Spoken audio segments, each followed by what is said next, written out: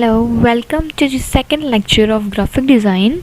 इसमें हम डिस्कस करेंगे elements of design. Graphic design के साथ साथ आप लोगों को एलिमेंट्स की भी नॉलेज होनी चाहिए। आप लोगों को पता चले कि किस चीज़ में कौन सी इन चीज़ यूज़ होगी। जिस तरह से आप एक एग्जांपल ले रहे हैं, आपको एक डिश बनानी है और उस डिश बनाने के लिए आपको इंग्रेडिएंट्स चाहिए होंगे। पहले तो वो इंग्रेडिएंट्स क्या होंगे? वो एलिमेंट्स होंगे। तो आपको एलिमेंट्स को समझना लाजिम है।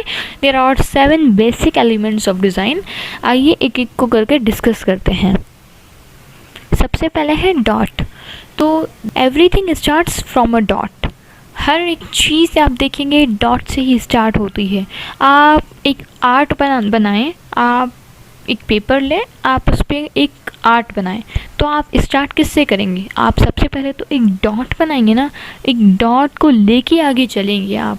तो everything starts from a dot. आप पिक्चर को देख लें, डिजिटल पिक्चर हो या एक प्रिंटेबल पिक्चर हो, आप उस पर देखेंगे वो कॉम्बिनेशन ऑफ डॉट्स होगी। Dot is the basic element of design. अब आते हैं नेक्स्ट एलिमेंट ऑफ डिज़ाइन जो कि है लाइन। आप देख लें, लाइन जो होता है it's a combination of dots.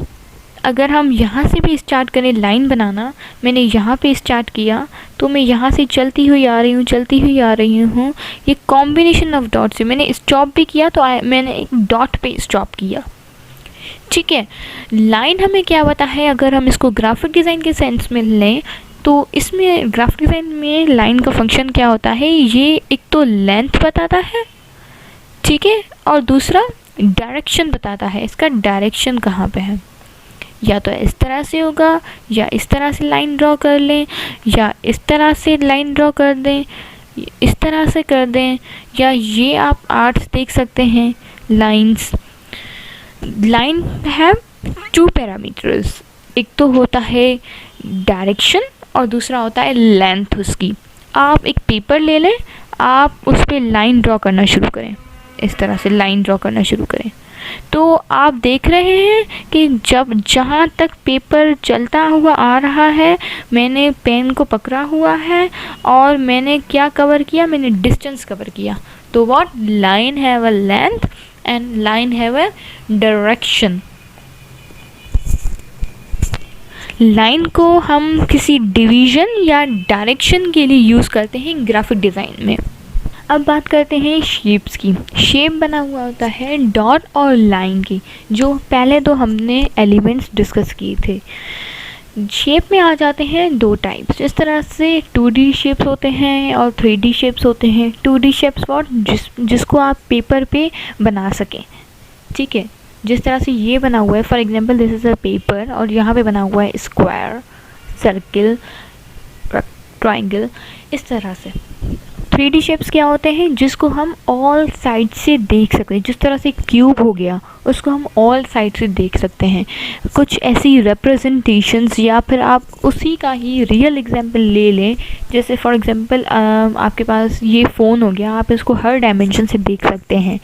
इस तरह से ही विजुअल रिप्रेजेंटेशंस भी होती हैं 3D शेप्स की। कुछ शेप्स ऐसे होते हैं जो ज्योमेट्रिक होते हैं, लाइक उनको हम पेपर पे ड्रॉ कर सकते हैं with the help of rulers and drawing instruments.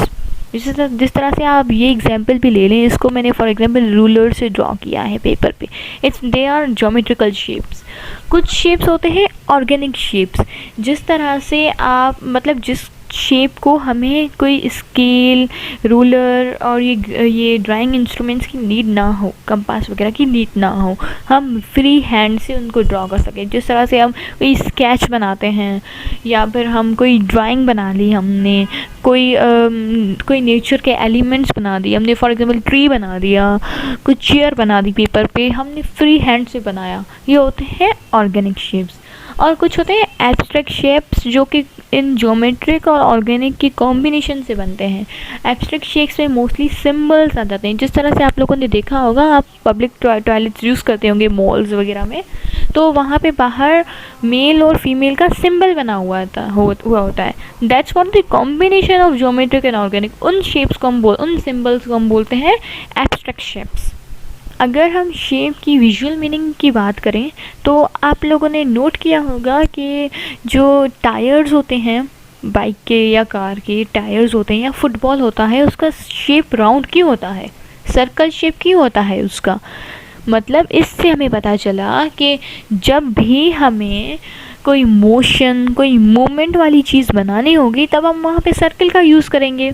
अगर हम बात कर लें ट्रायंगल की, तो ट्रायंगल आप देख रहे होंगे रोड्स पे जब आप जाते हैं तो बोर्ड्स लगे होते हैं, वो एरो शो करते हैं, वहाँ पे ट्रायंगल्स, छोटे छोटे ट्रायंगल्स की शक्ल होती है। तो इससे हमें क्या पता चला कि जब भी हमें अपने डिज़ाइन में डायरेक्शन की शक्ल देनी होगी तब हम वहाँ पे ट्रायंगल यूज़ करेंगे। जिस तरह से हम रेक्टेंगल का एग्जांपल ले लें तो आपने देखा होगा कि रोड्स जो होते हैं वो उनकी विड्थ इतनी नहीं होती जितनी उनकी लेंथ होती है। तो इससे हमें क्या सेंस मिला, क्या विजुअल डिज़ाइन मिला कि मतलब अगर हम एरियल व्यू से भी आप देखें रोड्स को तो वो रोड्स जो है रेक्टेंगुलर शेप में होते हैं। तो मतलब जब भी हमें अपनी डिज़ाइन में डायरेक्शन या लेंथ शो करनी होगी तब वहाँ पे हम रेक्टेंगल बनाएंगे। इसी तरह से जब जहाँ पे हमें वेट या स्ट्रेंथ शो करनी होगी वहाँ पे हम स्क्वायर बनाएंगे। इस तरह से कुछ विजुअल लॉजिक्स होती हैं, आपको उनको समझना होगा। अब हम बात करते हैं स्पेस की। स्पेस का ग्राफिक डिज़ाइन में बहुत ही ज़्यादा रोल है। फॉर एग्ज़ाम्पल आप ये देख लें, मैंने एक रेक्टेंगल बनाया और उसके अंदर मैंने एक टेक्स्ट लिखा। तो आपको ये टेक्स्ट समझ आ रहा है कि क्या लिखा हुआ है? समझ आ रहा होगा बेशक, लेकिन ये बहुत ही कॉम्प्लिकेटेड चीज़ लग रही है। मतलब इसमें स्पेसिंग की बहुत नीड है, मतलब इसमें मार्जिन और पेडिंग होना चाहिए था, तभी ये चीज़ बहुत ही अच्छी लगती। स्पेसिंग बहुत ही नेसेसरी है। और हमारे पास एक होता है पॉजिटिव स्पेस और एक नेगेटिव स्पेस। जब भी आप पेपर पे कोई चीज़ ड्रॉ करते हैं तो आप बेशक एक चीज़ नहीं बना रहे होते, आप दो चीज़ें बना रहे होते हैं। एक तो जो आपने आर्ट बनाया है और दूसरी उसकी सराउंडिंग। ये जो पूरी इसकी सराउंडिंग हो गई, आपका आर्ट तो ये वाला हो गया, ये वाला हिस्सा आपका आर्ट है, लेकिन इसकी ये जो सराउंडिंग है ये सारी जो है ना, इसका नेगेटिव स्पेस हो गया। जो आपने बनाया है दैट्स पॉजिटिव स्पेस, जो एक्स्ट्रा है वो नेगेटिव स्पेस होता है। अब हम बात करते हैं कलर की। कलर का भी बहुत बड़ा रोल है ग्राफिक डिज़ाइनिंग में। कलर को ऐसे कहते हैं कि सेंसेशन ऑफ लाइट। आप एक एग्जांपल ले लें, अगर आप एक बंद कमरे में हैं जिसमें कोई विंडो तक नहीं है, मतलब उसमें कोई लाइट ऑफ सोर्स है ही नहीं, तो वो पूरा कमरा, मतलब उसमें जो चीज़ें रखी हुई होंगी क्या वो आपको नज़र आएंगी? नो, आपको कोई भी चीज़ नज़र नहीं आएगी। लेकिन अगर आप वही उसी रूम में है, लाइट्स ऑन है, तो आपको हर चीज़ उस कलर की ही नज़र आएगी जिस कलर का वो होगा। फॉर एग्ज़ाम्पल ब्लू कलर होगा तो उस पर जब ब्लू पे लाइट आई और वो ब्लू कलर ही रिफ्लेक्ट करेगा, जो कि आप इसी वजह से वो आपको ब्लू नज़र आ रहा है। कलर की हमारे पास एक पूरी कलर थ्योरी होती है जिसमें हम कलर व्हील को स्टडी करते हैं। देखा जाए तो कलर व्हील में 12 कलर्स होते हैं। अब और यही 12 कलर्स स्पेक्ट्रम में भी होते हैं। इन्हीं कलर्स का कॉम्बिनेशन बन के दूसरे बाकी कलर्स बनते हैं। कलर व्हील को हम डिवाइड करते हैं प्राइमरी, सेकेंडरी और टर्शरी में।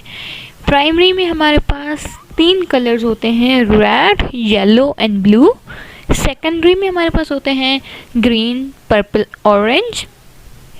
और जो प्राइमरी होते हैं इनके कोई भी 2 कलर्स मिक्स होके सेकेंडरी कलर्स बनाते हैं। जिस तरह से आप रेड और येलो को मिक्स कर दें तो आपके पास ऑरेंज बन जाएगा।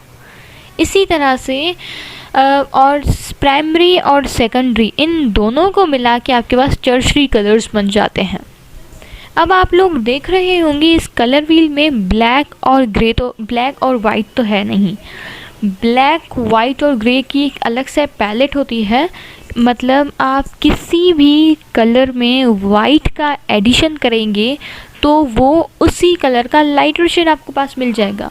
फॉर एग्ज़ाम्पल अगर आप रेड में वाइट ऐड करते जाएंगे तो आपको इसी रेड के ही लाइटर शेड्स मिलेंगे। अगर आप किसी भी कलर में ब्लैक की एडिशन करेंगे तो वो आपको उसी कलर का डार्कर टोन प्रोवाइड करेगा। जिस तरह से फॉर एग्जांपल आप येलो में ब्लैक की एडिशन करते जाएंगे तो आपको येलो का डार्कर शेड मिलता जाएगा।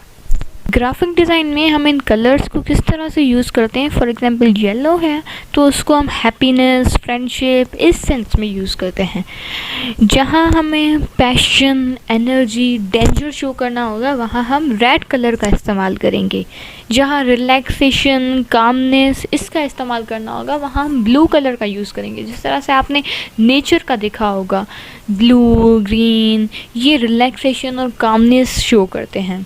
जहाँ हमें एनर्जी और यूथ को शो करना होगा वहाँ हम ऑरेंज कलर का इस्तेमाल करेंगे। जहाँ हमें नेचर दिखानी होगी, नेचर, ग्रीनरी, वहाँ हम ग्रीन का इस्तेमाल करेंगे। जहाँ हमें लॉयल्टी दिखानी होगी वहाँ हम पर्पल का इस्तेमाल करेंगे। इस तरह से कलर थ्योरी होती है। आपको कलर्स को अंडरस्टैंड करना होगा, उसकी बेसिस पे आपको वही कलर डिज़ाइन में इस्तेमाल करने होंगे। अब आते हैं टेक्सचर पे। टेक्सचर को इस तरह से डिफ़ाइन किया जाता है कि फील ऑफ अ सरफेस। जिस तरह से हम पैटर्न की रिपीटिशन करते जाते हैं उसी तरह से उसका टेक्सचर बनता जाता है। जैसे आप फ्लावर का टेक्सचर देख लें, आप ट्री का देख लें टेक्सचर, आप वुड का देख लें टेक्सचर, मिट्टी का टेक्सचर देख लें, सबका टेक्सचर डिफरेंट होता है। तो it's the feel of a surface. And the last is movement. Movement is the motion. जब भी मोशन की बात आएगी हम वहाँ पे सर्किल का इस्तेमाल करेंगे, कुछ ऐसे एलिमेंट्स का जो कि हमें मूवमेंट शो करे, ऐसी लाइंस का। इस तरह से हम डिज़ाइन ड्रॉ करेंगे कि मोशन शो हो।